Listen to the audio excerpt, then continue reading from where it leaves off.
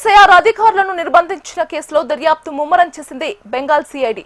బెంగాల్లోని మాల్దా జిల్లాలో ఈ నెల 1న ఓటర్ల జాబితా సవరణ ప్రక్రియకు నియమించిన 7 అధికారులను కలియాచక్ గ్రామంలో నిర్బంధించారు.